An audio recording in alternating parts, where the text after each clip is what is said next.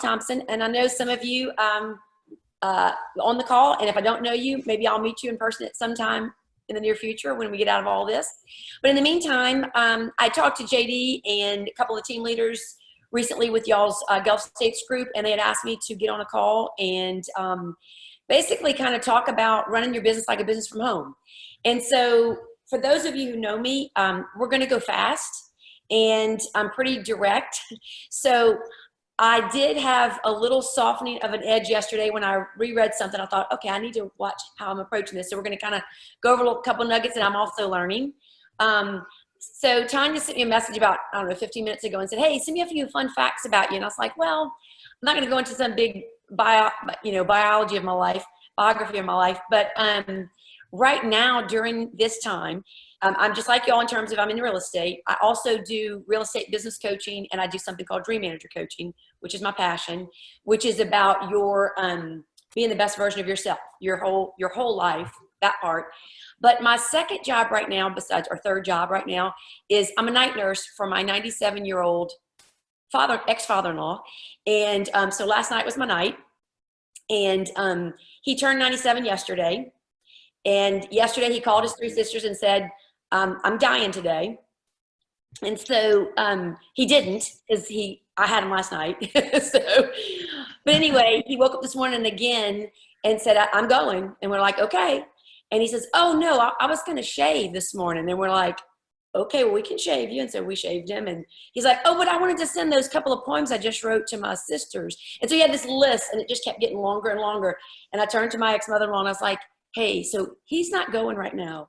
He's got too many things on the list for us to do for a stay-at-home order right now, like before he can go. So maybe later today. So I'm doing that a couple nights a week, and been up pretty much all night with him. And so that's why the email came to Stacy at probably like, I don't know, 4 o'clock in the morning when I did the handout to her.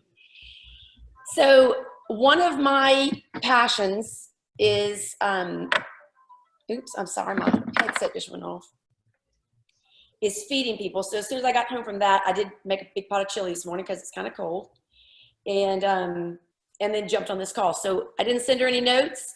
We're going to jump right into the content and basically kind of talk about, like, this is real life. We're all at home. Some of you might still be working out of some form of an office, but for the most part, we're all at home and we're making the adjustment. And it is an illusion to think that everything is going to be normal or that you're going to be super efficient. And so with that, I apologize. I cannot get let me turn off here. Here we go. So I want you to give yourself first some grace about wherever you're working and how it's going. Is that right now, if you're struggling with staying on a schedule, if you are still having some anxiety about the news and it's, you kept going, when is this going to end? If you are being very productive, wherever you are in the spectrum of all that, it's perfectly okay, but you do need to move in a certain direction, right?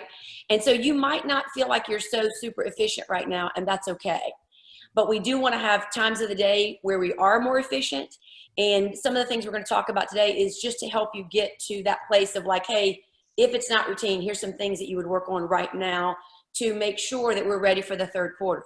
So we can pretty much, no matter where you are, I'm in Louisiana, but y'all are in Alabama. The reality is that we can pretty much say the second quarter is wonky no matter what we do, right? Right. And it's not a time to just shut down and not do any business. So it's not about meeting clients and showing property and taking listings and all that right now. Right now, it is about staying in touch with people, making sure that you're keeping those relationships strong so that when we pull out of this, we're ready to rock and roll. And that your main job right now is building a pipeline for the third quarter. And hopefully we're out of this before then, but you kind of plan as if July, August, and September is when you're starting to catch up again, okay? So I sent a handout, and so for those of you who haven't opened your email yet, just open your email. Make sure you got this from the office about 8:30 this morning. And first, this is about kind of getting real. Like, how are you doing? I do want to open, we're going to do some chatting versus talking, and then we will open the mics at some point. But just on the chat box, if you'll go ahead and open your chat box, and out of what is actually going on, if you'll give me some kind of something good, something that you're grateful for in this time, that if you hadn't slowed down, it probably wouldn't be happening. So just 1 or 2 nuggets of like things that, you know what, this is not Like, it's funky, but I'm still getting to do this, or this is something I'm learning to do because I'm at home, or just something different. So give me a chat. Type something in there. Great staff. Awesome. Spending more time with my family. So that's, you know, that's a plus of all this. It's kind of like a little bit crazy, but it's a plus as well, right? And it is making the adjustment. I've got a 20-year-old that is home from LSU, and that's been interesting too. Communicating more frequently with extended family via Zoom. So I have a besties happy hour with my high school best friends that I don't normally see every week, and we have it once a week now. And it's kind of funny because we're communicating more now than we would have. Getting more proficient in Zoom and YouTube, improve communication. Yoga, getting to exercise daily, awesome. So some of the things that we are learning to do and or incorporating into our day, the reality is that if these are habits that you were wishing that you were doing before, this is something you actually want to maintain when we go back to the next, well, we're not going back, when we go to the next chapter. Yes. Okay. So it's not about going back, but things that you are appreciating right now, I want you to kind of have that written down. So we're like, hey, when we get back into production and real estate and we're busy and we're doing things, I don't want to forget that I still love to be spending time with my family. I don't want to forget that I learned yoga and I'm going to keep doing that, whatever it is. Okay. So take the nuggets that you're learning now and bring it forward with you. If you are still watching the news every day, I would say limit your news intake. Right?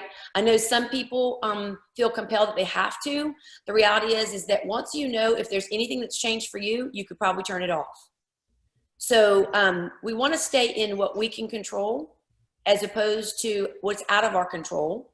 Because typically when something's out of our control and we keep focusing on it, we feel like we can't do anything, and consequently we can get into anxiety or overwhelm and kind of shut down. So if you are a news person that you typically watch the news, it's like just limit the intake and put something else good in. So let's go to our first thing, which is just a little check-in. It's called the Rhythm of Life Scorecard. And if you've ever been in my class for Dream Manager, we always start with this. Typically, we just have 4 areas of life. And the 4 areas would be physical, intellectual, emotional, and spiritual. For the purpose of this call and for the Zoom calls that I'm doing for market centers, we're going to include your finances, your business, and your job. So I want you to stop. We'll take like a little bit more than a minute. And you're just going to give yourself a score. And this is a score over the last 30 days. This is not just today. It's over the last 30 days. How are you doing? And you're giving yourself a rating. Green is on track and working well. Yellow is okay, but not quite where you want to be.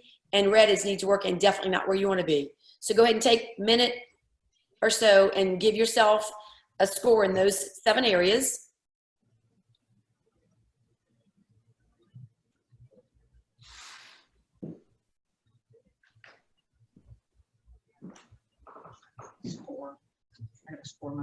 And if you're in between an area, if you say, well, I'm not really green, but I'm not really yellow, this is your scorecard. So you're just going to put a dot wherever you are.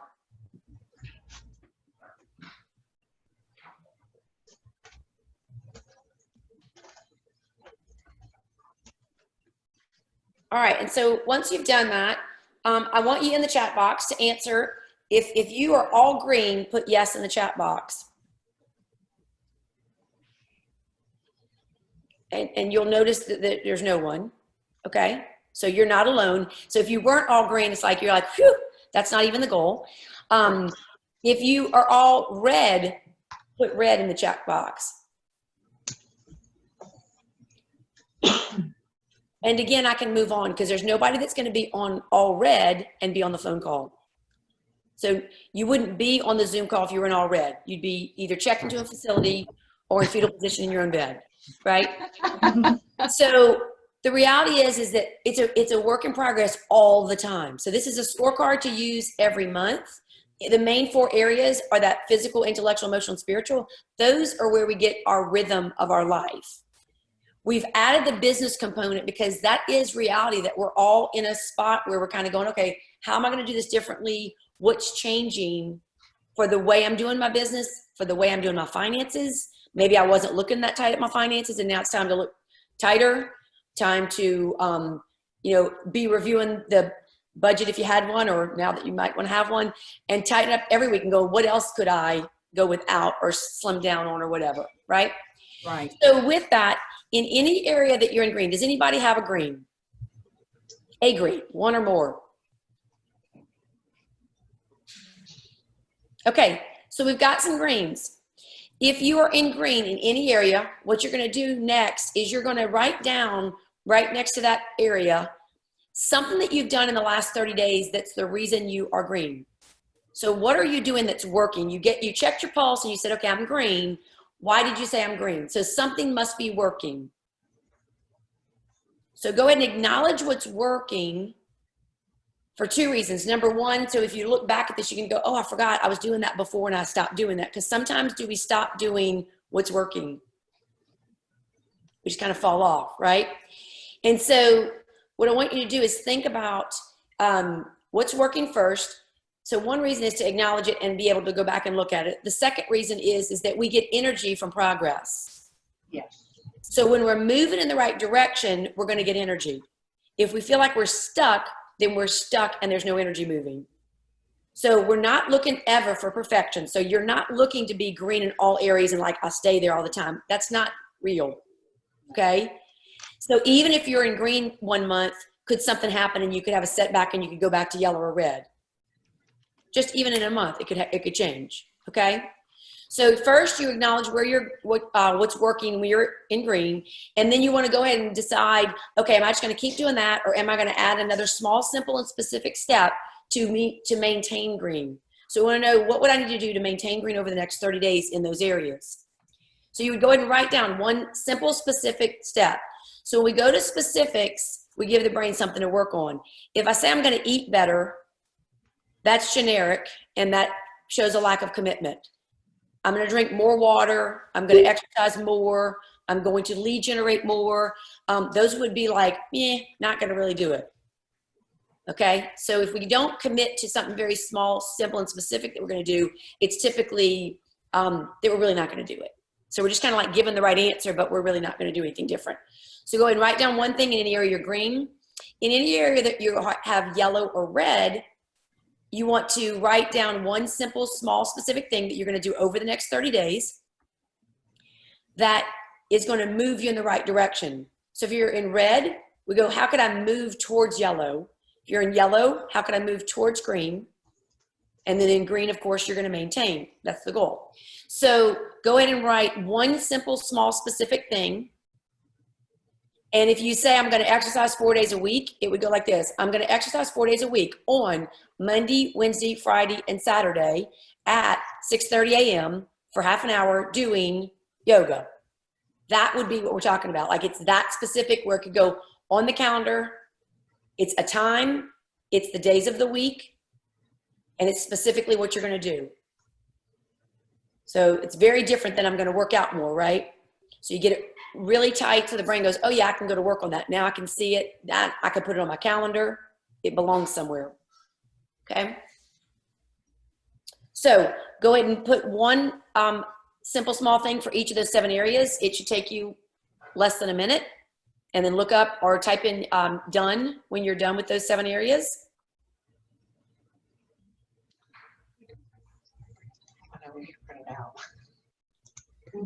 And remember, this is over 30 days. This is not just today. So we're not taking your temperature or your pulse just today.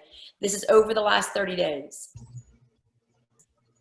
If somebody you hadn't seen in 30 days said, how you doing? This is the answer you would give them.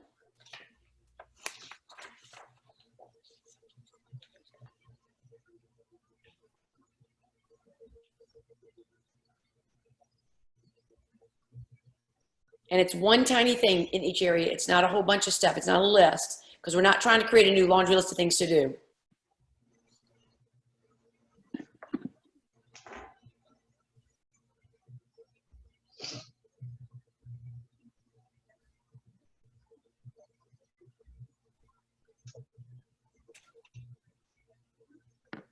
Okay, job and business. So the difference between job and business. So business is when you're running your business. Job is when you're doing the job of being a realtor. So if you have a team or more people that work with you, the business would be the running of the actual real estate business. The job is, I'm going to list and sell property. So it is 2 different job descriptions. And even if you're a solo agent, there should be the time when you're working on the business versus working in the business. So in the business is doing the agent task each day of listing and selling property. On the business is when I'm working on my vision for my business. I'm working on a mission statement. I'm working on the budget and the actual versus the goal. I'm reviewing my reports and working on the business itself to create a business worth owning. Different than the listing and selling. All right, I only see one done. So let's see if we can get a couple more done, and then we're going to move on. This should be a pretty quick, just like one little quick thing that you're going to do. And you know what it means, so you don't have to go into too much detail. Okay, maybe 2 or 3 more dones, and then we'll move on to the next.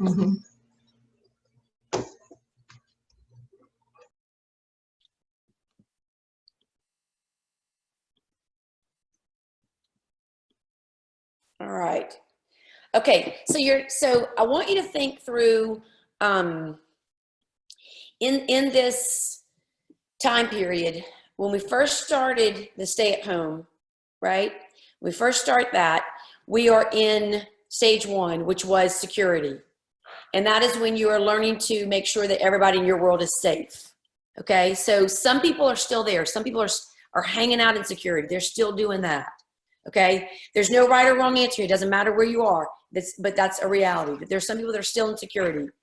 Then we have and that's food, making sure you've got food, that your family's around, that you're keeping in touch with people, that you're checking on everybody. That's security. Okay, phase 1. Stage 2 is the mental shift. And this is when you start to get real about that there's going to be some internal changes that happen. That you can't push this. You can't go, I just need to be productive. It's like, it's not real yet. So that's part of, some of the people are still in that mode of can't get into a good groove yet. And so if you try to force the productive before you get centered and strong and build a stronger foundation, it will backfire. So I've watched some of the agents in our office and some agents that I'm on accountability calls with. And what happens is they push and they get some stuff going. And then like 2 days later, they're back kind of in the super funk and they're eating ice cream all day. So it's kind of a roller coaster because they never really got solid like, hey, this is going to be different. We are going to be here for a while. We're not going back. And it's first get basically real authentic with what's really going on inside of you. And then we will move into production. So you kind of have to put performance on hold, take care of yourself and kind of go, okay, now I'm over making sure everybody's okay. Now we're like, okay, now what? This is stirring up a lot of stuff. So being at home more than you're used to, being in a close quarters with people that you're used to seeing less hours a day, kids home from school, other people living in the house, not used to cooking, used to going out to eat, all these different things are kind of like stirring things up. And it's going to bring out the best and the worst in you, right? And so this is a time to be patient with yourself and be patient with other people. The third stage is embracing the new normal.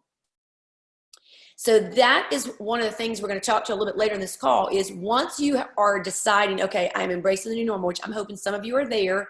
And if you're not there yet, it's okay. It's that you need to move towards there. And so it's that you need to do whatever you got to do to take care of yourself so that you can see that we're going to create a new normal so that you can get out of the stuck part and get the energy moving again. When you do that, embrace the new normal, that's when you can create a new routine that you could stick with for X period of time. So we're looking to go, okay, what's the new routine look like even just while I'm home? So like, what's the stay-at-home order routine? It is not going to be necessarily efficient. And remember that you can be efficient with things. You cannot be efficient with people. So you can be effective with people and efficient with things. So I can do the laundry efficiently. I cannot do my 20-year-old efficiently, right? So it's totally different. So working on like, you know, people are not possibly going to adjust to your schedule that you, like you create this thing, go, well, I've got to do this. And it's like, okay, but that's not real world when you got 5 or 6 people in the house and dogs and everybody else running around and whatever else you've got going on in your world. So give yourself some grace. The goal would be to be efficient some of the time of the day. You're not going to be efficient all day. Now, I would beg to argue that you probably weren't that efficient before. Okay? So we're not super highly efficient. As realtors, we're kind of all over the place sometimes, doing too many things and being busy. So has anybody been busy in the real estate business? Okay. So if you're familiar with Darren Hardy from Success Magazine, he says, and other people too, but he's one that I've heard more recently about busyness equals laziness. So if you find yourself busy, you need to stop and make a plan, because the reason you're busy is because you don't really have a great plan. Because if you had a great plan, you'd get rid of the stuff that wasn't important and you do the stuff that is important. But when we're doing everything, it's because everything's acting on us and we're thinking we need to respond. We're getting distracted. We're doing too many things and we're missing some of the most important. Stacy, is that you? I didn't mean to call you out. I didn't even know it was you. Okay. Didn't know that I was calling you out. Okay. So if we feel that, and we all go there sometimes, and you kind of go, oh my gosh. It's like, okay, stop, slow it down, make a plan. All right. So wherever you are, stage 1, 2, or 3, be okay with where you are and know that you want to move. So if you're in stage 1, you want to move to 2. You want to get where it's like, okay, authentic. Then I want to get to where, okay, new routine. All right. In those types of phases, we move from being in survival, which is that first security phase, survival, okay, to stability. We don't go right back to being successful and super productive. To move from survival to stability, you have to change your habits. So the hierarchy there is survival, stability, success, significance. So to go from survival to stability, you have to change your habits. To go from stability to success, you change your thinking. And from success to significance, you change your priorities. Most people right now, ideally, would be moving from survival to stability. We're past worried if we have enough toilet paper and do we have enough food to live for a period of time, right? And we're moving to stability, and yet we haven't created new habits. So the routine and the new habits in your own environment do matter. And the more that you can get some basic ones, and we'll talk about the bookends, but the more that you can get some basic habits into place, the faster you're going to feel that stability energy, and the faster you're going to be able to move back into a little bit more effective and efficient productivity. So right now, if you think about, and this is just to write this on your own paper, what habits do you have that are serving you right now? So what's working? Acknowledge it. And then think about what habits you need to replace. Some of the habits that you need to replace were there before the stay-at-home order, and now it's just magnified, right? And some just aren't working because now we're at home, and you recognize, like, okay, I need to like shift gears on some things. And some it's been a good thing. Some it's been, like, well, I wasn't doing this before, I'm doing it now. That is not yet a habit, right? Because we know it takes longer than just this 30 days to establish a habit. And yet you might want to say, you know what, I do need to do that continuously. What's the habit I'm replacing? Because it's typically, if you make space, you go, I'm just going to quit doing something, and you don't fill that same space with a new, better habit, you'll tend to go back to the old habit. Okay? So with that, is there a habit or a routine right now that you're recognizing is serving you, that you like didn't even recognize till you got home? Habit that is serving you.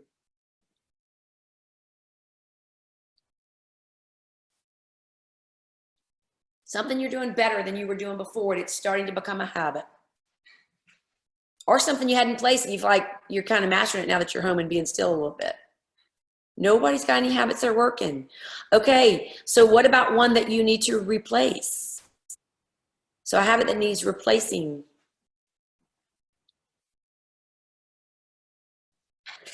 Oh wait, I need to scroll. I see now too. Sorry about that. Command, staying positive. Oops, I was getting a little personal now. I don't know what I said. Okay, so habits that you need to maintain, you want to acknowledge that and go, you know what, that's working. I need to keep that going because that's good. I've already got that one stabilized. That's working. The ones that you go, I need to replace this. I wasn't good at this before, and now it's kind of like right in my face. Okay, now what do I need to do? And then decide, what is it that I'm going to replace, and what am I putting in its place? Okay.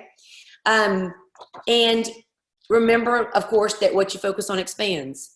And so it's not harping on yourself because things aren't working as efficiently as you'd like. It's going, hey, what is working? Give yourself some grace and mercy and kind of go, you know what? I'm doing the best I can, and I need to work on this to get better. So I want you to turn to the page that says, we're going to skip just a little bit because I'm looking at time. I want you to go to the place that says, if you're in stage 3. So this probably is your page 3. So this is if you're in stage 3. And if you're not in stage 3, I still want you to listen because I want you to hear where you want to be going, okay? So the first thing is that, do you have a routine? Like, not the old routine, because we're not at the office anymore. This is the new routine. Do you have a written down new routine? This is what I do at this time each day. Okay, so if you don't have one, you want to write it down and then get it on the calendar. If you have one, you want to go for 80% success on some simple things and give yourself a thumbs up. So it's not about perfection, it's about progress. And 80% is a B and we're winning. So it's not about getting every single thing done. It's not about, like, there's been, just like Facebook and social media, there's a lot of times that we're comparing ourselves to what somebody else is doing. The reality is that this is just about you. Are you doing better than you were before? Can you see the progress? Your routine should include a wake-up time, and ideally that would be consistent. So this is something that I've seen many of the agents struggling with is they're staying up late doing things that they weren't doing before, and consequently they're not getting up routine time. So go ahead and type in the chat box, what time is your wake up routine? What time do you get up in the morning?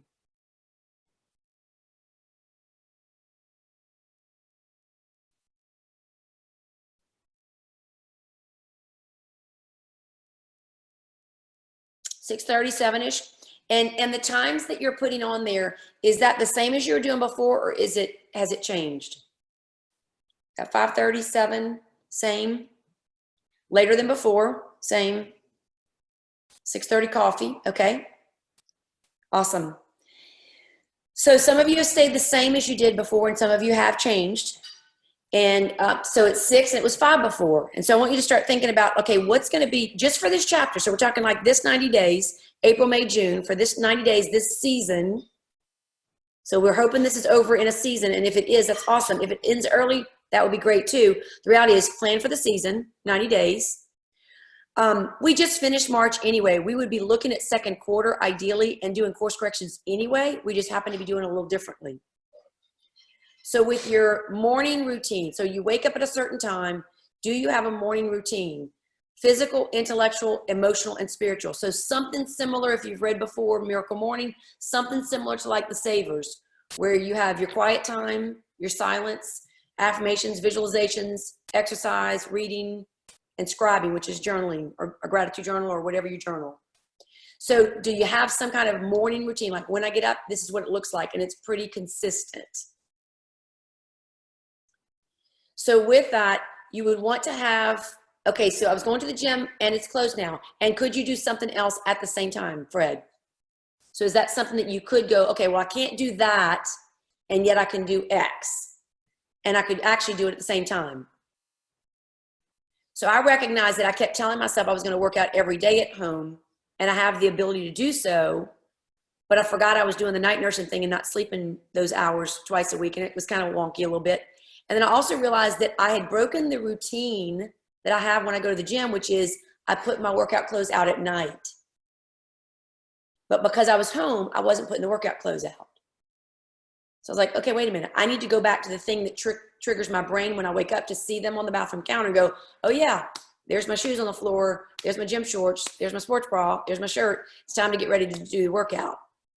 So it's almost like whatever was working before, the thing that changed was I don't get in the car and go to the gym. But the routine to set me up for success was last night, to set the stuff out again. So, so I see, I was going to the gym, it's closed now, so I'm practicing guitar. So do you get the same benefit from practicing guitar? You might, I don't know how hard it is. So with that, that may be mental and intellectual exercise, right? But you may want to go back into something physical and either do it at the same time and or create a new routine for that. What time does your business open?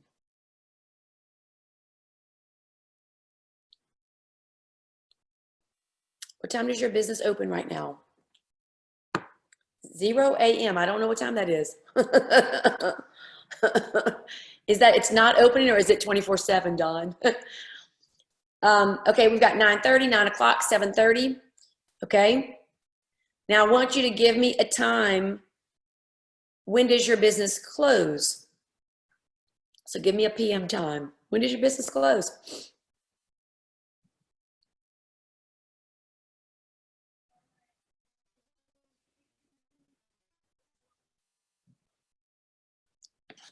Okay. So we've got wish I knew, sometimes 10 p.m. Okay. Like to be done by 2, but there's always the straggler. Okay. So here's the deal. Did you have business hours before?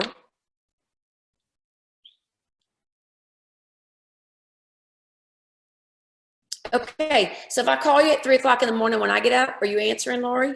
Because I get up around 3. I think I'll start calling you then. And I hope not. I hope that's the answer is no. Okay. Your business needs to have business hours. Okay. So with that being said, is that all work expands to fill the time allowed. Bold law, right? And so the reality is if I give myself 24 hours to do it, how long will I work? I'll probably work all day. And I'll go to bed thinking about what I didn't get done because I gave myself all day to do it, right? And then I wake up going, oh, shoot, I didn't get that done yesterday, right? All work expands to fill the time allowed. You do want to have an opening and a closing time for your business if you're a professional.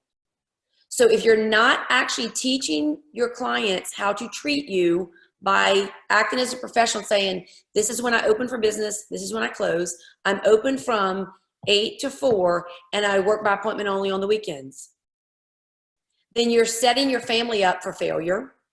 You're probably setting your marriage and your health up for failure.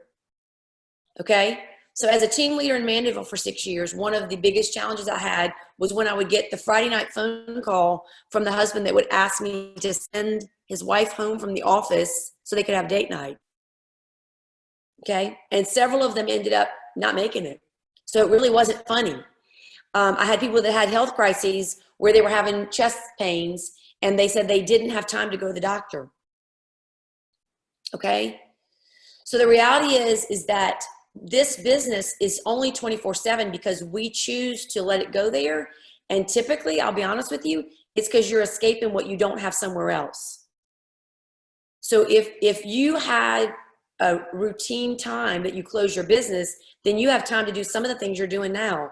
Cooking with your family, hanging out, reading a book, learning yoga, playing the guitar, whatever those things are that you're probably putting off and putting off. So I did have an agent that I'll coach, and I'm going to address this because I know when we get in the business, we're like, oh, it's all the time. It's all the time. When you tell people they can call you anytime, they will, right? And is it really okay? And is it really okay for someone to call you at 11 o'clock at night? Is it really okay to call at midnight? Is there any real estate business that's really happening in the middle of the night? The answer is no. So I did have a business coaching client that shared with me that she was, she didn't have a schedule. She was working all day. I said, so when do you put the computer down? She goes, oh, I'll go home and get back on email and then bring my computer to bed and like shut it off right before I go to sleep. And I was like, oh, okay. And so I did kind of warn Tanya that I am direct. So I just asked her, I didn't even know her. I had met her. She had been in one of my classes and she called me and said, would I coach her? And I said, well, I have one question for you. Do you want to stay married? And she said, well, I think so. And I was like, okay, so you need to make a decision because the behavior that you have, the way that you're using real estate, it sounds like it's escaping something. So I'm not sure what you're using it for, but you can't work 16-hour days in real estate and only do the volume she was doing. Okay. And I'll be honest with you, even the top producers aren't working 16, 18 hours a day in real estate. They actually have a schedule. They actually have business hours. Most of them don't do buyers, so they don't work on weekends. Okay. So the reality is that we can have a schedule with this. So I want you to think about during this time, could you set yourself up as having an opening time for your business and a closing time for your business? And when it's done, it's done. And then you teach people how to treat you in that there's a closing time of my business and I will get back with you, but it'll be tomorrow. So when we play the Johnny Jump Up agent, it's typically because we don't have a priority that's bigger than that. It's taking our time. So think about what's the escape or the lack of engagement in whatever your other life is besides real estate. So I have on there, business open at what time? Do you have a schedule? And are you tracking the most important? I would expect that right now, efficiency is not as high as you would like. So what you ideally you would be doing is tracking just the most important. Going, am I at least getting the most important done? And so that means you have to have thought about what is the most important, which means you have to slow down enough to look at all the things I'm doing that are the busyness, and go out of these, which are the ones that really matter. In this Corona time, I do believe that the care calls are critical for relationship building. And I think also that, real estate changes hand when life changes hand, when life changes. And so, and that's not true because of now, that's always true. So if somebody gets a promotion, they might buy a bigger house. If somebody loses their job, they might sell that house and get an apartment or rent something. If somebody loses a child, they may want to move out of that house. If somebody has too many children, they need a bigger house. If somebody's mother-in-law just moved in with them, they might need a mother-in-law suite and they need a bigger house. So every direction that we're going with this, up or down, real estate changes hands. So you're not listening at this time for, quote, real estate. You're listening for life change and thinking about how can I help them with this life change, whatever it is. I do believe, and statistically they're saying this is probably true, that I do think we're going to have a change in the divorce rate and possibly the number of pregnancies. So it's like we're going to have some changes going on, okay? So people spending as much time together, it's going to be love or hate, one direction or the other, okay?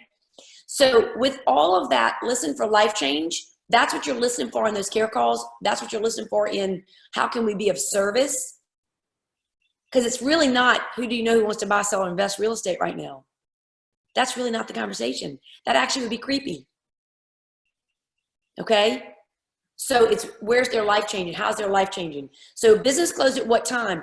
And it's a stop time. And I would challenge you, like, it would be worth it to create the habit of like, and then it's done. And now what's the rest of my time look like? Where do I fit in the most important? The family time, the hanging out time, the taking care of yourself time, the recreation, the exercise, the eating better, the taking a bubble bath, whatever it is that you need to do to take care of your real world, sitting down with the kids to do homework instead of plugging them in somewhere else, whatever it is, okay? So some of you who have young children have had to start doing some homeschooling, and you might not have been a teacher in your previous life. And the reality is that kids need more time with you right now. They don't need all day, every minute. They can do some things independently. The reality is that that's going to affect your efficiency. So don't beat yourself up about not getting it all done right now, okay? Business plan.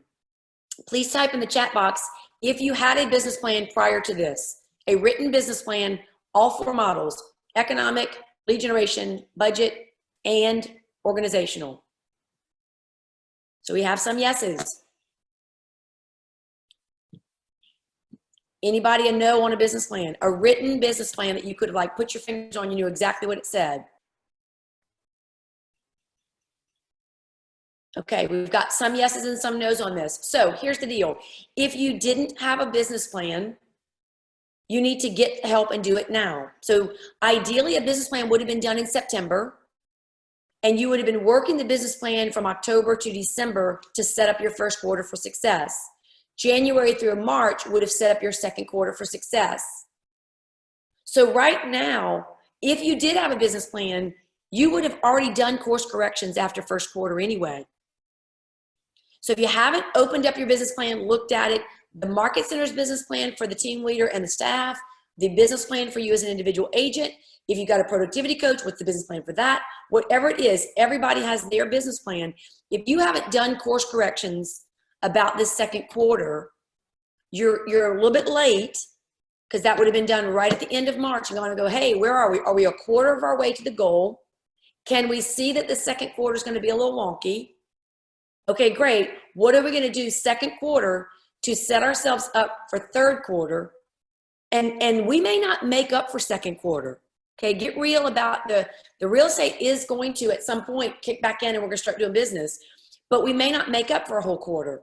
So if you didn't have written contracts for April, May, and June that are now going ahead and closing, you pretty much don't have, you're not going to make up that money that you didn't have, okay, in that plan. So your business plan you would do a reset. And I would suggest that you reset as of July 1st, that you use April, May, and June this season to actually get yourself ready for third quarter and redivide your goal based on actual versus goal, subtract it from what your original goal was, and divide the balance by 6 months. And go with July 1 to December 31st as your time period. Now, there will be the tendency to say, you know, I'm just not going to hit the goal, so I'm going to change the goal and reduce the goal. That's an okay way to do it. However, in real estate, what we know to be true is what's the goal for work and lead generation each day? What's the normal goal? How many hours a day would be the goal? 2 to 3 hours, right? And so if you hit 2 hours a day, you won the day. Even if the goal was 3, if you hit 2, you won the day. How many days a week would you do that? Most people would say 5. So 2 hours a day, 5 days a week. If you hit 4 days a week, you won the week. If you hit 3 weeks a month, you won the month. And if you hit 7 months a year, you win the year. Okay? So statistically, we do more business in 7 months out of the year than we do in the 12 months running. So there's a lean in on certain months. Okay? And so with that, you've got 6 months left from July 1 to December 31st. If you had a great January, February, or March, that's your extra month. So it's game on in the second season, April, May, June, to set third quarter up. So the course correction is not about changing the goal. It's about changing the activity in the second quarter. The activity is what you put your foot down on. Change the activity in the second quarter to set yourself up for success in the third quarter. So right now, it is probably not, I mean, you can do virtual listing appointments, and I get all that. The reality is that you're probably going to have it go down for new listings. You're going to have people waiting to see what happens. You're going to have people that weren't ready yet, and they got everybody at home now. They don't want to list right now while this is still going on. That's okay. You want to have a pipeline. So your goal right now for this season is the strongest pipeline coming into July 1st. That's Tanya's goal for recruiting. That's the office's goal for budget. It's everything. It's like we reset and go July 1 to December 31st. Can we fix this? If you had a great first quarter, you could still hit your goal for the year in 6 more months. So don't think because we have a couple of wonky months that I lost the year because of this. And really, don't play victim to that. So go proactively into a routine and a schedule for your business right now to set third quarter up. And whatever happens second quarter, you just say, thank you, I got some extra cash. But if nothing happens second quarter, you can pull out of this in the third quarter, okay? You will have to work differently. If you haven't been in the business more than maybe, I don't know, 10 years, you probably haven't lived through a time like this. We've never lived through this time, right? But in terms of a recessionary time with economics and that kind of thing, if you've only been in real estate a few years, you've been on easy street, right? If you could get the listing and get a sign in the yard, it was going to sell. And at least I coached several people in the Mobile Market Center and some in Daphne. It's like, okay, if you can get the listing, it's going to sell. Like we're burning through inventory up until recently, right? And so that's easy street in real estate, okay? It's not going to be easy street anymore. It will not be lead receiving anymore. It won't be that all of my business comes from referrals and it falls in my lap like manna from heaven, okay? You will have to lead generate. And if you haven't had a great system of lead generation, now's the time. Go for the 80% mark. 4 out of 5 days you win 2 hours a day. Can you just do 8 good hours a week? And then go spend time with your family. Hang out, do the stuff that you hadn't been getting to. Okay, so you would have been doing course corrections anyway right now at this time period, okay? You'll turn your page. I want you to go to something that I'm recognizing in most of the market centers and having what's called death by meeting, okay? Or death by Zoom call buffet, that there's too many calls available. And I put this is, the buffet is available. Do not overeat or you will get sick. right? Yes, yes, yes, yes. Can I get an amen? Amen. Okay, so here's the deal. Right now, you have to say, okay, what is my goal? What's the most important thing I could learn right now? What don't I know? And then go find that thing. Do not open up and walk in the buffet without deciding what you're going to do. Okay? It's like opening Facebook and going, I'm just going to do Facebook for a little while. And all of a sudden you're watching cat videos and now you're 3 steps removed from, who knows what, right? My daughter's hooked on TikTok. And so I get TikTok videos every single morning. I'm like, okay, I don't need to do this, right? It is funny, but I don't need this because this is just a distraction. Okay, so recognize that the buffet is too great.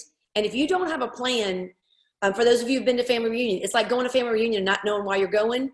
And then you get there and you take every class and you have 432 new ideas and you can't implement anything because you're just living in overwhelm. So I put the goal is not to be a professional student of real estate.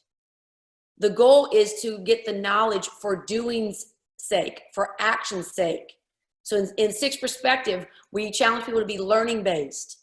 Learning based is not, I'm going to go learn, and I'm not going to do anything with it. Learning based is I'm going to learn so that I can implement. So I would challenge you to decide what the goal is, and that's on your next page, is pick a goal. What do I need to learn? What do I need to enhance in my business? If it's lead generation, great. Then get specific on what you're going to do. What's your goal? Write it down. I put, say it out loud to someone else, but it needs to be someone you can trust. So I say that with all grace because the reality is sometimes we share our goals with too many people and they're not people who are going to have our back and they'll shoot the goal down. Okay? So with someone you can trust, then stop and think and ask yourself, what don't I know? Commit to learning just that and go seek out that information before you open the calendar for the Market Center or the calendar for KWRI or the calendar for Pivot Shift Ahead, whatever it is, right? So think about what I need to learn and then go there, pull one Zoom or podcast out, go listen to that, take good notes, and then sit down and go, what's my implementation plan? I just learned 3 good nuggets. Now I'm going to go implement. When I finish eating that plate of food, when I'm done with that plate, now I'm going to go back in and go, okay, now I can get the next thing.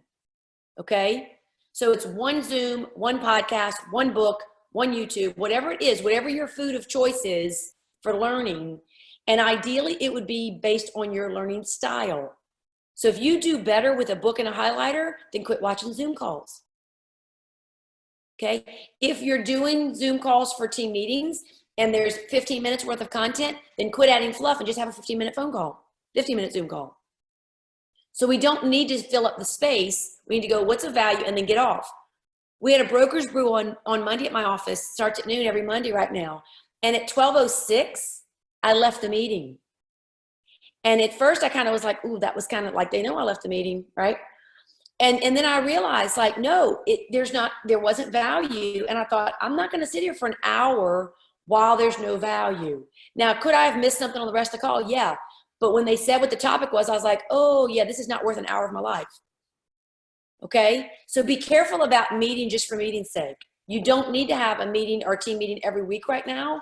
You do need to touch everybody in the office and be keeping in touch with people, but think about what's the highest and best value for your time. Okay. Commit to learning whatever it was that's specifically going to feed your goal. And then I have a written learning plan. So just like the routine, write it down, write it down, write it down. The learning plan. This is what I'm learning this week. This is what I'm going to do. This is where it fits in the calendar. This is where I'm going to take a meal and then I'm going to digest. This is where I'm going to take what I digested and implement it. And I put at the bottom, this is not a buffet or binge eating time. This is time to have one meal at a time. Okay? So with that, if you go back to the previous page right here, one of the things when you do take notes that I learned years ago, I believe either at Family Reunion or Diana Kokoska, I can't remember, but about when you're taking notes to go back through your notes after you've written them, and next to each thing, give it a value of an A, a T, or a C. A is I'm going to take action on that. T is it's a training item, and I need to set up a training schedule for that. I need to put that on my growth plan. I need to go learn something new, and I need to get some training or learning on that. And C is it's a coaching or consulting issue. I need help. I need a mentor. I need to seek out the person that knows how to do it already, and then make a written plan and make sure that you get on the calendar and then figure out the vital sign of that one thing that's the trackable thing. Is it contacts? Is it appointments? Right now, it's probably not appointments. It's probably more contacts and having a system for what was the feedback, what's the follow-up. Could not. Sorry about that. Ron, did you have a question? Okay, so with that is making sure that it's written, okay? Making sure that it's written. And it sounds like you're like, okay, I don't have to write everything down. Actually, right now you do. That's one of the things that kind of reins your brain in, okay? Is go, let's get real about the schedule today. And get real about like, how long is this gonna take and how much time am I gonna give it, okay? So the last page that you have, actually, I apologize. We are going to go back to this one. I thought we weren't going to have time for this. We're going to go back to this. Go back to the one that has 3 circles. So this is the basis of the Rhythm of Life scorecard and some opportunity there for a think appointment with yourself is when we're being the best version of ourselves, that's only happening when that intersection of desires, talents, and needs is met. So desires is what are you passionate about? Talents is what were you born to do? What do you naturally have gifts that you were born to do? And then what do you need to thrive? Which is your needs, which is physical, intellectual, emotional, and spiritual. If you are not on your game and you don't feel like you're playing out, like you're not winning the day right now, you go back and put your oxygen mask on you first on needs. It is very hard to be passionate about something when you're exhausted and you're overwhelmed and you're having anxiety. It is very hard to be passionate when you don't feel good because you stayed up all night watching Netflix and eating 3 cartons of ice cream. Okay? So getting real about your physical, intellectual, emotional, spiritual. What do you need to thrive, not survive? So if you're in survival mode, that's a different thing. If you got to, okay, I'm moving towards stability, then we want to go, hey, how can I thrive in these 4 main areas? And go, okay, what's real? What does it look like for me to thrive physically? Diet, rest, exercise, and sleep. And rest and sleep being 2 different things. Because you may not be sleeping the same way, but could you give your body the chance to rest instead of doing? Okay? So if you're not feeling like super passionate about stuff and you're not feeling like you're like hitting it out the park right now, you go back and put the oxygen mask on you physically, get exercise, get the right food for your body. We all know what to eat, what's good for us. And then sometimes we choose not to eat that, right? So it's like, nobody needs the new plan to lose weight or have a better diet. We know what to do. We sometimes choose not to do it, right? And so checking yourself on being that best version of yourself and going, how does that play out? So let's talk a little bit about your business correction on your business plan before we finish the last thing. So I want you to think about the 4 areas of your business model, which is the economic. Starting off, do you know the numbers you have to hit? For those of you who type no, that you did not have a business plan, okay, I'm actually going to put in, and I've offered this at all the market centers, I'm putting in my phone number. If you text me, I will set up a one-on-one call with you, and I can walk you through setting up your business plan in less than 45 minutes. The whole thing. So this is the time you have to do it. You have time to do it now. If you didn't do it yet, it's like, when was it the best time to plant a tree? 20 years ago? When's the next best time? Right now. Okay? If you didn't have a business plan in September and you didn't work it for 4th quarter, it's okay, but you better have one now, because we kind of want to know what's going to happen July 1st. What's the plan for the rest of the year? Okay? So do it now. If you text me, I will commit the time to you to do it, because I have a passion for you understanding what do I even need to do to hit the goal I want to do. And we'll get it back to activity. So economic is about the numbers that you need to hit, knowing those numbers, and knowing them like the tip of your finger. Some of your numbers probably went up. So the number of appointments you need to do to get the same number of listings might have gone up.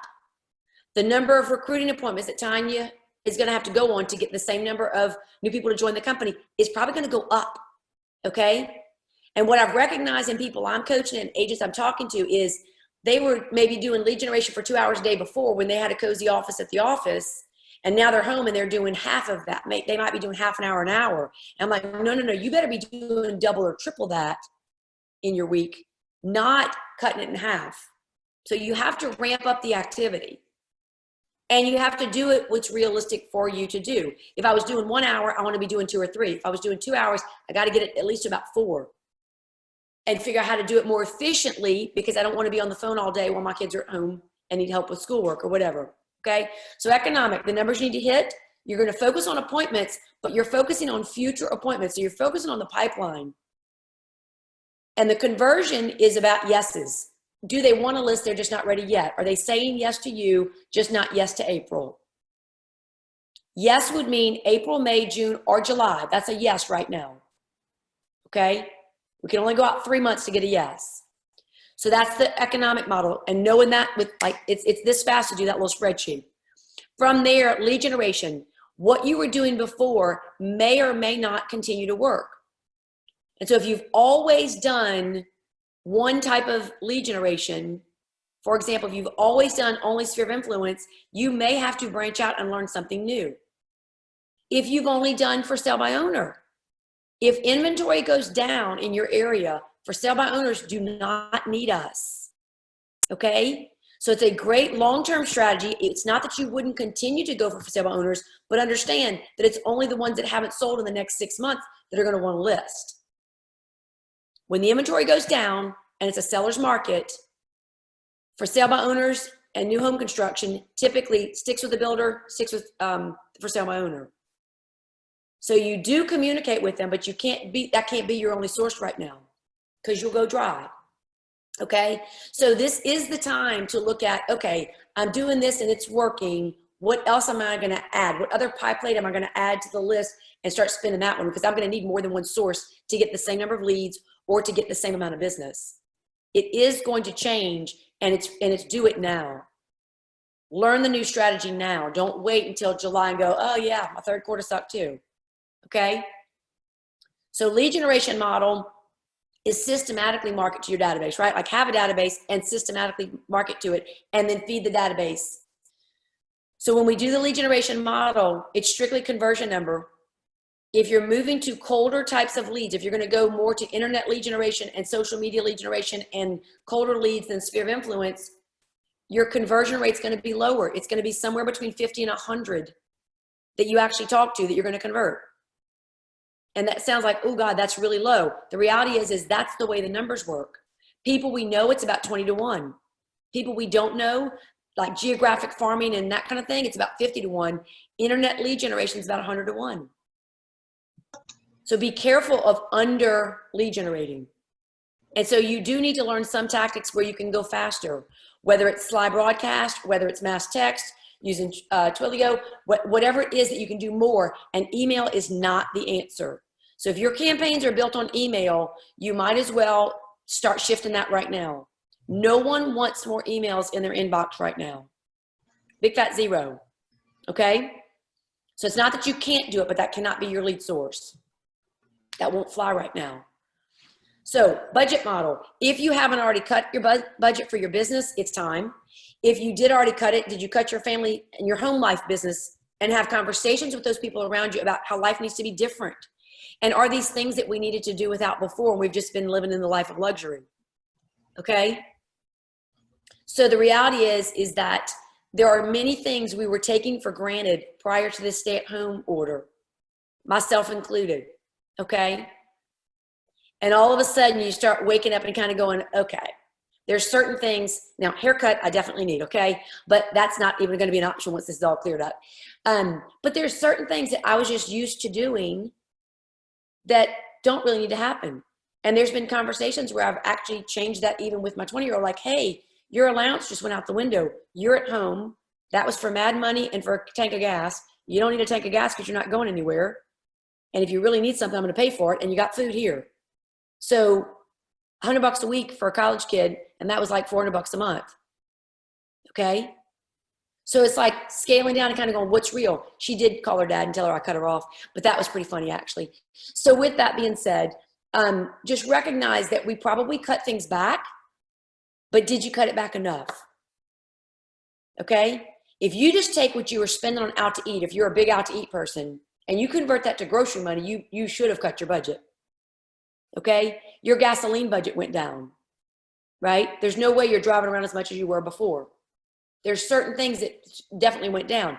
Then there's other things that you didn't consider that you probably could renegotiate right now, scale back, get rid of some apps on your phone that you're paying for that you didn't even realize you're paying for because you never look at that. Simple things, 15 bucks here a month, 20 bucks here a month, 6 bucks a month, 50 bucks a month, whatever it is. Some tools for your real estate business that you've been paying for that you've actually never opened up and used, right? Get rid of them. It's time, okay? It's also time to take advantage of all the free tools and the things that we get.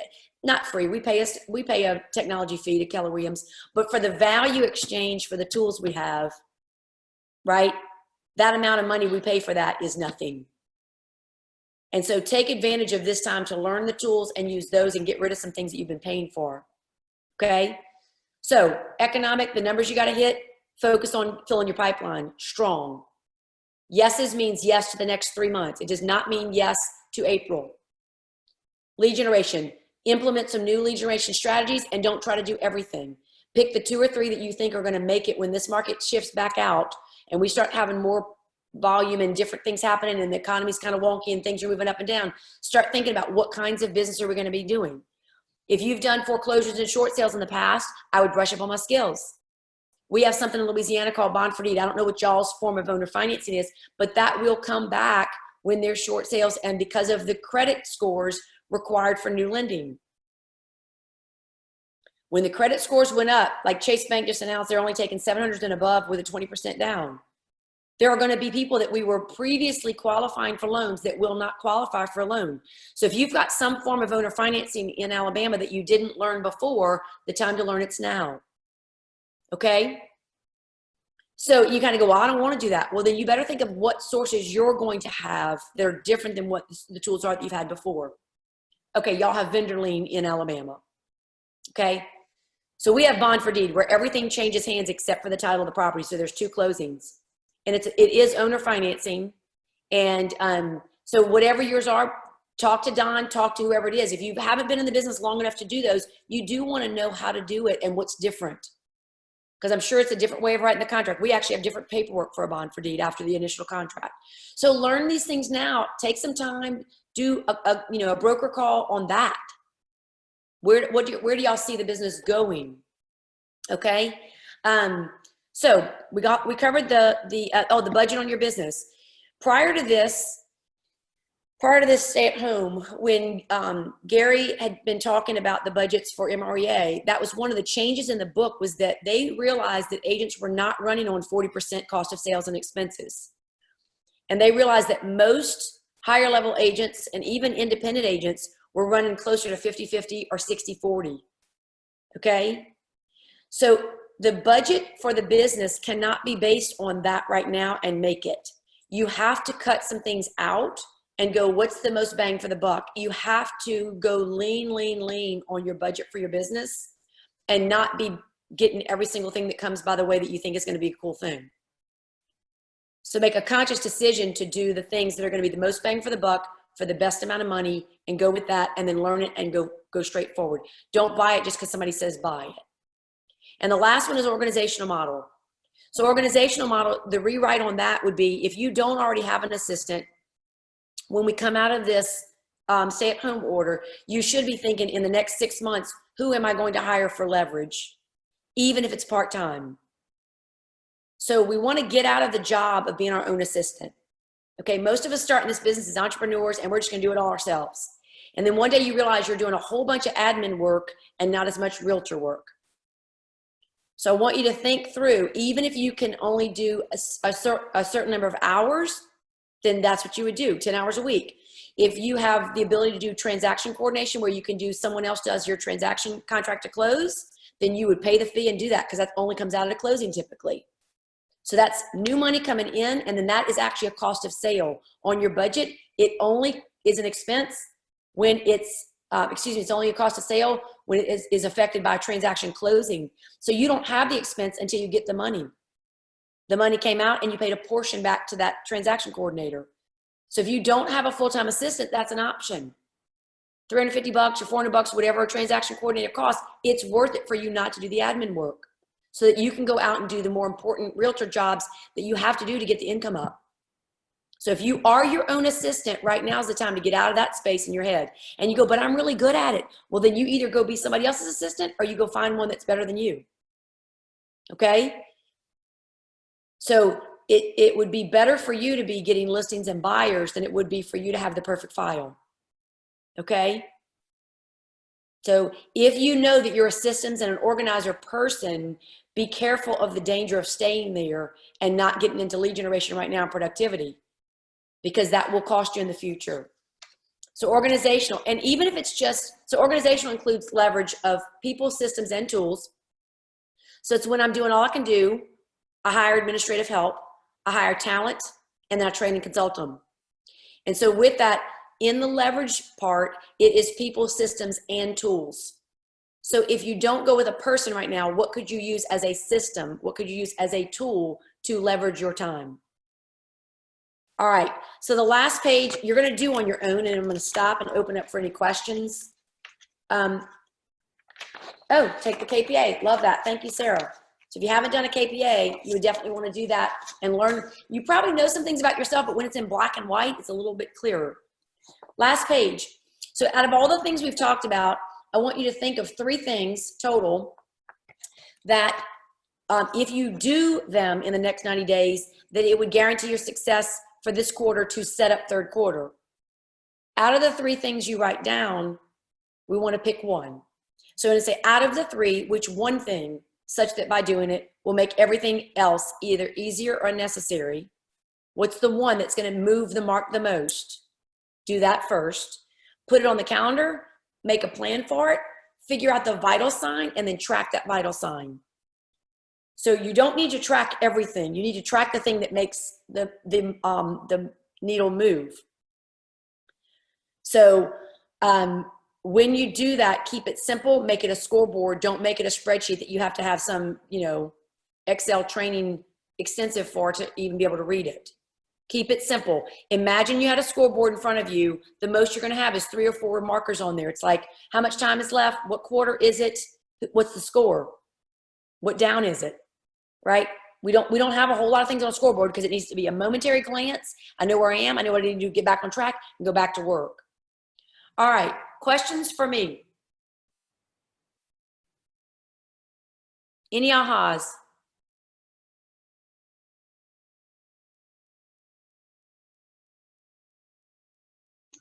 Anybody? Have everybody muted, so if I'm going to unmute and let anybody do an aha, and we'll wrap up.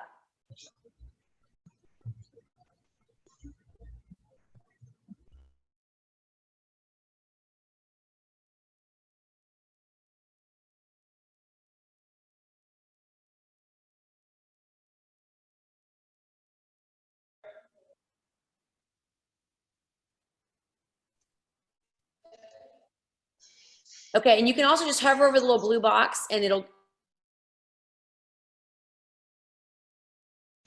okay, I just put it to where everybody can unmute themselves. So go ahead and unmute yourself and give an aha, or else I'm going to be forced to do all mine. And certainly we want a variety, right? Yeah. Okay, love that somebody put that ATC as an aha.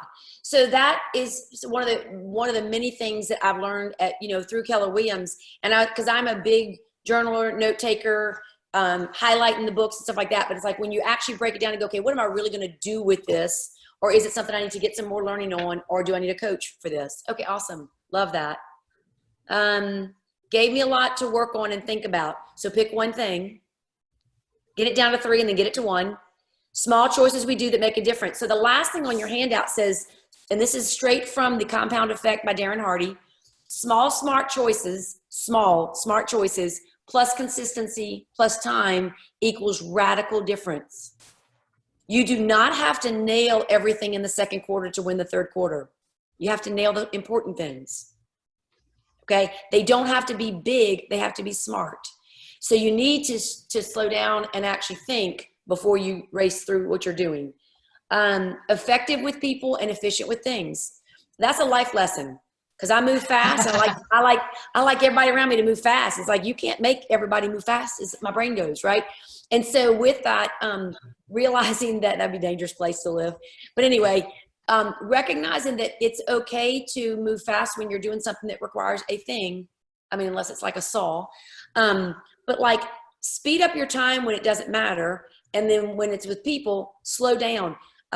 Matthew Kelly, is the author of The Rhythm of Life and also The Dream Manager. He shares the concept of the carefree timelessness. All relationships grow in the time of carefree timelessness. So it is, I hung out with you for 3 hours, and out of that, some nuggets rose to the top, and we got like 15 minutes of some time. And I go, man, I wouldn't trade that. But it takes carefree timelessness. You cannot schedule quality time. Okay? You can't schedule that. So you can't go, hey, I got 15 minutes for you. Ready, set, go. That doesn't work with quality time. So it comes out of a larger amount of time, and then out of that comes the cream and the nuggets. Okay? And that's the effectiveness as opposed to efficiency. Was this recorded? I do believe it was recorded. I see the little red button still blinking for whoever asked that, Ron. It is recorded. Identify what works and doesn't work, and then adjusting. So ideally, the faster you rein in and make course corrections, the more you stay on track. So an airplane doesn't wait until it's hundreds of miles off course to make the course correction. It's always auto-correcting, right? Okay, so if we only update our business plan once a year, we didn't really do very well with that. If we did it twice a year, we did it like in July and said, okay, I'm gonna do mid-year course corrections, that'd be good. If we did quarterly course corrections, that'd be better. If we did monthly course corrections, that would be even better. And if we knew where we stood every week and knew exactly where we stand and are we on the mark or not on the mark for that month, that would be the best. Because then you can bring it back to the daily activity and look at the whole week and go, okay, I can hang on for a week and then reevaluate. So slowing down that part, checking in and what's working and what's not working. Okay, every month at the end of the month in my journal, I review the previous month of my journal. I just read back and go over the previous month and go, what's working, what's not working. And then I check why it didn't work. Was I unfocused? Was I uncommitted? Totally different. If you find something that you keep saying you're going to do and you're not doing it, and you keep saying, ooh, that's a commitment thing, commitment comes out of having it connected to your higher purpose. So if you are having struggles with commitment, you go back and question what's your purpose of being here on the planet, then connect the dots and see if you're still committed to that same thing. So when you connect commitment to purpose, why am I doing this, and make sure you understand the purpose, then the commitment will stick. This is recorded. Slow down to the important things. Don't overeat. This is not a buffet. I mean, it is a buffet. You have to choose to only have one plate. Sorry, it is a buffet. And have a strong pipeline going into July. So this quarter is more about like, hey, do what you hadn't been doing, but to make things work. And you're really focused on, can I see myself pulling out of this in the next season? I'll be honest with you, and then we'll close out. This, the 90-day idea isn't always. It's not about the stay-at-home order. We should always be looking seasonally at our business, at our life, at our relationships. In this season, how did we do? It's 3 months is a season. So if this season isn't as strong for you, if you've got struggles financially, that means your previous season didn't set you up for success. It doesn't mean that you lost it because of Corona in April. Okay? Most of the people who had contracts written for March and April, they still closed. Some didn't, but most of them did. But that was from previous work. Okay? And what's the last one? Yes is 3 months or less. Not sure what that meant. Oh, yeah. Yes is 3 months or less on a pipeline. That is correct. So let me give you the rating on the pipeline. And that tool is available on KW in the KW Connect. You go to the Education tab and then click on the growth. And then under growth, you're going to have Career Growth Initiative. And on that, or Growth Initiative, excuse me, if you scroll down, you can download the pipeline spreadsheet, basic spreadsheet. The rating system is like this. A 10 is someone I met with this month and they said they're going to do something this month. They're going to list this month or they're going to go under contract this month as a buyer. That's a 10. A 9 is someone who's going to go under contract with me in the next month, 1 month out. So that would be May right now. So a 10 would be April, a 9 would be May, a An 8 would be June. A 7 would be July. A 6 is a good meeting. And a 5 is kind of a jerk, and I don't really want to follow up with them at all. Like, I don't really want to, like, it was not, like, these are people I don't even know if I want to be in business with, okay? So 10, 9, 8, 7, 6 is what you're going for. 6 is, maybe you meet with them now, a virtual appointment, they say, well, we're not going to do anything till August. That's further than 3 months out. It's a 6. It's a good meeting. They liked you. They're saying they're going to do something with you in the future. You would contact them every single month until it gets closer, and then you're going to give them a 10, 9, 8, 7 once it's within 3 months. Okay, that would be a new meeting when you met with them again face to face. But yes is 3 months out, and that's it. And you're looking for enough yeses to fill your pipeline, and you probably need twice the number of listings that you want to take in a given month, or possibly 3 times. So if you need to take, say, 5 listings a month for your business plan, you would need to have at least 10 a month in your pipeline for every month for the next 3 months. And you might even need to have 15, okay? So we don't know what it's going to be, but we know if you only have 5 in your pipeline and you needed 5, you're probably not going to win. So I would say I'd go for triple. People that you think are going to list in July, get 15 instead of 5. No less than 10, but at least, and it's per month. It's July, August, and September is what you're setting up. All right. Any other comments, ahas? Was this beneficial for y'all? Yeah, this was great, Michelle. Thank you so much. So look, this is what we're doing. There's the group of the market centers. So it's y'all's market center, Mobile, Lafayette, Louisiana, Houma, Louisiana, Denham Springs, and I'm missing one. Lake Charles. Okay, so those are the 6 market centers that are owned by a similar ownership group. And JD, when he and I talked, and he had asked me, or Caroline Davis, the team leader in Denham Springs, had contacted me first, but it came off of a group call apparently from a leadership call. I told JD that I would do 1 call each, 1 Zoom call for each market center, and then we were going to pool. And what I mean by that is on Thursdays at 11 right now, Denham Springs has a Zoom call, and we are continuing to do 1 call a week, but it's all, any of those 6 market centers can be on the same call. So if you want some accountability and some going forward, it will be new content each week. So we're pushing forward in this, and then I'm going to bring you back to some evaluation techniques and stuff like that for your business plan in the future, time period. And as long as there's participation, I'll keep doing it. But we're going to pull the market centers just because I know what happens. There's an atrophy. Like if I'm the one on the call for Daphne every time, and it started with this number, it'll be this number by next time. It'll go down, right? But if it's helpful for you, I'll make sure that your leadership gets the link for that Zoom call. But it's Thursdays at 11 right now.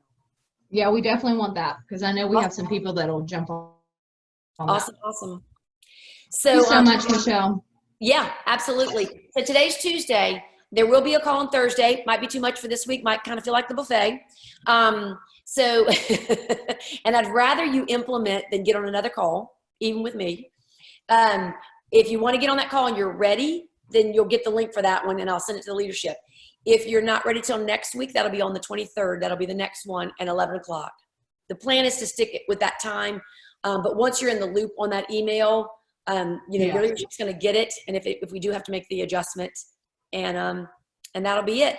And the day after the next call, like next week, just for one newsy note, Tanya, I'm getting married on the 24th. Congratulations. So that was the date before, and Corona kind of like scrapped it because like my box of invitations is still sitting on the counter. And we decided to go forward. So the priest said he'll marry us as long as there's less than 10 people, which was not the original plan, but it includes us. So it's me and my fiance and the priest and 7 people, social distancing, next Friday. So, well, we don't have social distancing, but they do. But anyway, that'll be the day after the call next time. Anyway, pretty excited. I love it. We should have a Zoom bachelorette party. That's awesome. All right. Y'all have a great week. If you're on this week on Thursday, great. If not, I'll see you next Thursday. Great. Thank you so much for your time. Michelle. We appreciate you. Thank you, Michelle. It was wonderful. All right. Bye-bye. Bye.